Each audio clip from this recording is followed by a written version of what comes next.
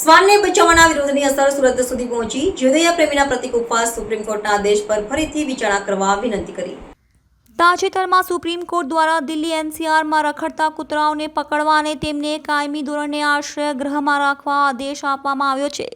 આ આદેશનો દેશભરમાં વિરોધ થઈ રહ્યો છે અને બોલિવૂડની કેટલીક હસ્તીઓ પણ આ નિર્ણય સામે વાંધો ઉઠાવ્યો છે. આ વિરોધની અસર સુરત સુધી પહોંચી છે.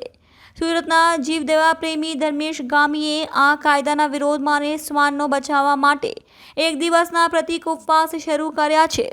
તેઓ મજુરા ફાયર સ્ટેશનની સામે બેસીને સુપ્રીમ કોર્ટના આદેશ પર ફરીથી વિચારવા કરવાની વિનંતી કરી છે. ઉપવાસ દરમિયાન તેઓ હમ ભી પ્રકૃતિ કા હિસ્સા હૈ, હमें कैद में रखना योग्य नहीं જેવા સૂત્રોચ્ચારવાળા પોસ્ટર પ્રદર્શિત કરી રહ્યા છે. આ પહેલનો ઉદ્દેશ એ છે કે શ્વાનનો પકડવા અને કેદ કરવા બદલે નસબંધીકરણ પર ભાર મૂકવામાં આવે. ધર્મેશ ગામીનું માનવું છે કે શ્વાનનો પણ કુદરતનો એક ભાગ છે અને તેમને આશ્રય ગૃહમાં કેદ કરવા એ યોગ્ય નથી. આ જીવદયા પ્રેમીઓ માટે અત્યંત દુઃખદાયક નિર્ણય છે.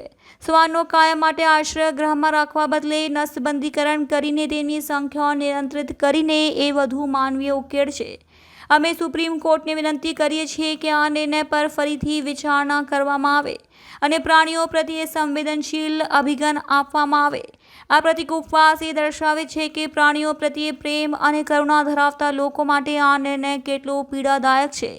આશા રાખીએ છીએ કે આ પહેલ સુપ્રીમ કોર્ટને તેમના નિર્ણય પર ફરીથી વિચાર કરવા માટે પ્રેરણા આપશે. જીવદયા પ્રેમી ધર્મેશ ગામી આજરોજ પ્રતિક ઉપવાસ પર બેઠેલો છું.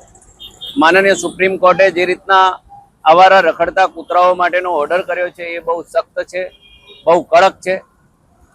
કેમ કે કૂતરાઓને પણ રખડવાનો અધિકાર છે, એની આઝાદીને છીનવવાનો માણસને કોઈ અધિકાર નથી. જે કૂતરાઓ કરડે છે, જે ઘાયલ હોય છે એવા કૂતરાઓને રાખવાની સગવડ કરવી જોઈએ, એમના શેલ્ટરો બનાવવા જોઈએ. પણ બે ચાર કૂતરાઓના કારણે આખો કૂતરાઓનો સમુદાય દોષી નથી.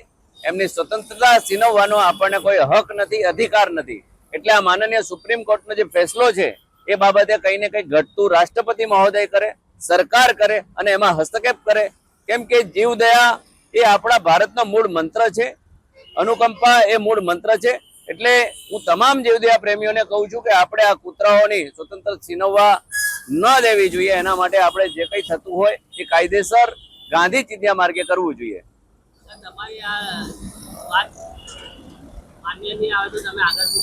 અમે આ જ રીતના અનશન ચાલુ રાખશું. પણ અમને વિશ્વાસ છે કે માનનીય સુપ્રીમ કોર્ટ આ બાબતે કંઈક ને કંઈક ઘટતું કરી અને લિબરલ ઓર્ડર કરે અથવા તો આ ઓર્ડરને સ્થગિત કરશે. આ બાબતે મેં પહેલા પણ સોશિયલ મીડિયાના માધ્યમથી વિરોધ કર્યો છે અને ભારતના હજારો જીવદયા પ્રેમી, કરોડો જીવદયા પ્રેમીની જે લાગણી છે એ પણ ક્યાંક ને ક્યાંક દુભાઈ રહી છે. એટલે સરકાર છે, સુપ્રીમ કોર્ટ છે, આ બાબતે ઘટતું કરશે એવી અમને અપેક્ષા પણ છે.